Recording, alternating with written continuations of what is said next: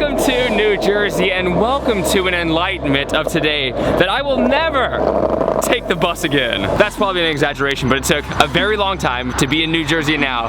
But do you see this building way over yonder? One of my favorite places on earth. It's Sam's Club, but we don't have time for that today. We're going here. W World. Look at this. It's here. That's my pro model tech deck.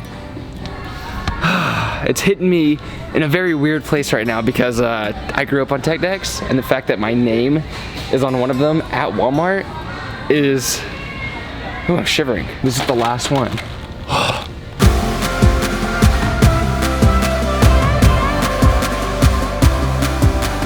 So I am an absolute moron. I lost my tech deck. The one tech deck that I had in Walmart that was my pro model is now gone forever. And randomly we were in New Jersey and now we're in Canada. And their Walmarts are a lot more strict about filming, but we're in the toy section.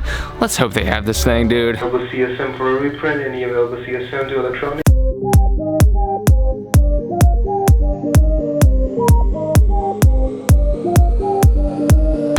Blind, all blind.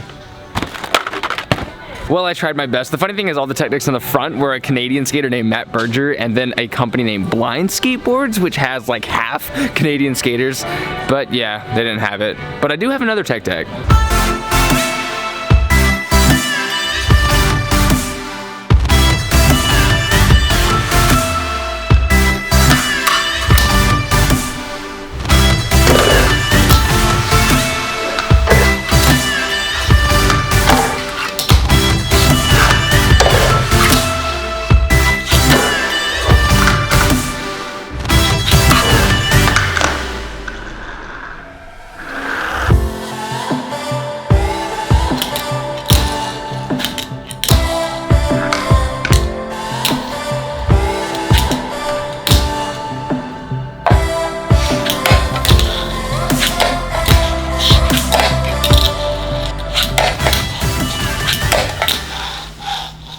And that was me playing with the tech deck, but here's the weird thing. There's a Walmart right here, and I feel like this lady is about to tell me not to do this anymore, and there's a mall attached to it. Now, it has been a long time since I've just walked around a mall. I used to always vlog in here because I used to go around here and try to find inspiration for creating clothes, and it helped my merch game, but now I just sort of go online and look up inspiration, so I'm not in places like this as much. That's my cousin's name. One thing I want to try to do in every video is to answer at least one question from the audience out there, people who are amazing enough to watch my ugly, stupid, smelly face, and it's Luca Stubbings asking, what was your most embarrassing fall skateboarding? When I was younger, I was holding a bag full of groceries, and I was trying to skate off of a curb, and this is when I had been skating for at least 10 years at this point, and it was in front of a girl that I had sort of a crush on, and I fell, like really badly, with all the groceries, like a stupid idiot, and she laughed hysterically for about 15 minutes. Also, I thought all the Toys R Us were done for. Or is that just America? Because here's a Toys R Us. I'm gonna check the tech decks. Like, honestly, the fact that Beyblades are so relevant and they have so many here and in Walmart is uplifting. More Beyblade stuff. I need to start watching that show again. I don't think it's here, but what? Tech deck dudes? Wait. How small is this thing? Look at all this wetness. Luckily, earlier today, I got to skate one of my favorite skate parks ever. And here we are at the Underpass Skatepark in Toronto. Another reason why I love this city so much, because this park is oh so good, so ridiculous, and it's usually pretty empty, so you get all the time and room that you need to perform the acrobatics.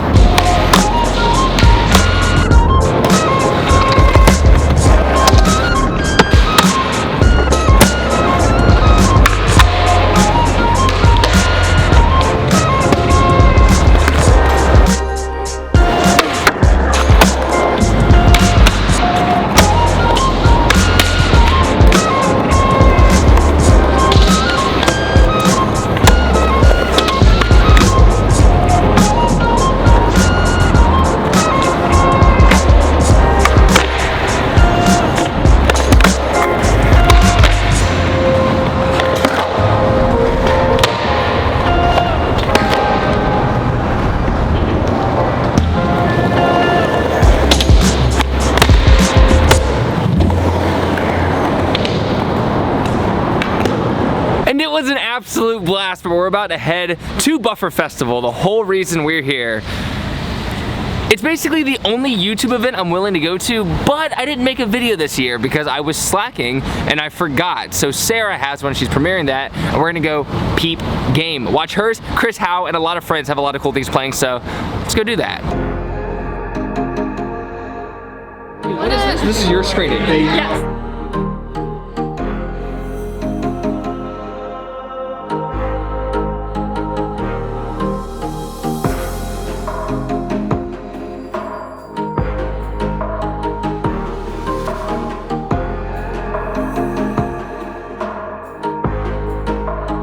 So I think some of the people who are going to make the best documentaries are the ones who maybe have made, you know, Louis, how many vlogs have you made of your life?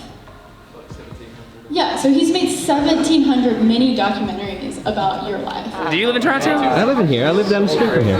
That's insane. I honestly love Toronto with passion. I think it's amazing. And I'm not used to it. I'm pretty sure you're probably burnt out by it, but for me, I don't know. It's like New York without as many people. Yeah. That's what it feels like too. I have a challenge for you, buddy. How are you gonna not make this a vlog? Like, do you have any ideas? I have none yet so far, but you know what? Last minute editing, that's when the real genius comes out. And now we're at the hotel. Man, what an experience that was. It's so good to be. Have they gotten a full shot Of what? Of you? I don't think so. Let me... Nice. Strike a pose. Whoa.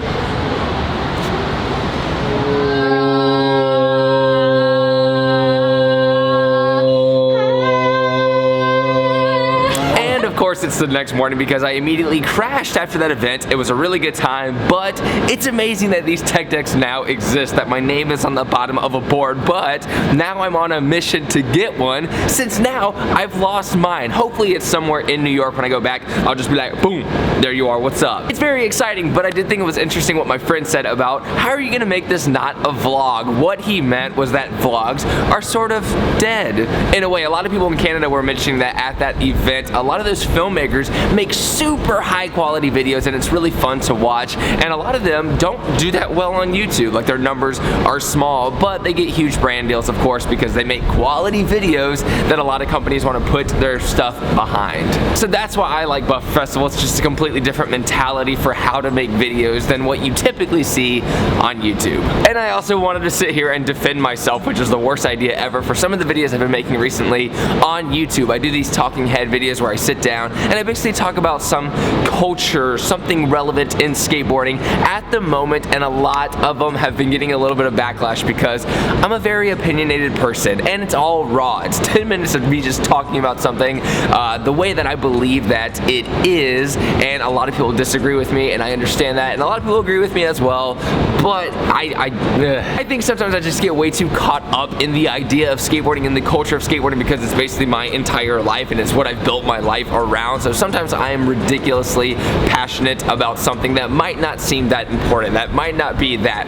relevant. So if I've made any videos that offend you, I am sorry for offending you, but I am giving my personal opinion on something. But I also know that sometimes I get my ego involved and I get wrapped up in the idea of like, is that cool? Are we gonna let that slide in skateboarding? But it's not really for me to say because it's not mine. I don't own the sport. So take those videos with a grain of salt. I am gonna keep trying to do them, but I do gotta make sure that I think about how someone who might not be so obsessive with skateboarding would think about that thing. And that's it. From there, I just want to say try to continue to have a good life and enjoy these moments around you. I have a quote of the night that I do want to share actually that I shared on Progress Daily's Instagram, and it says, instead of wondering when your next vacation is, maybe you should set up a life you don't need to escape from. And that's by Seth Godin. It's beautiful.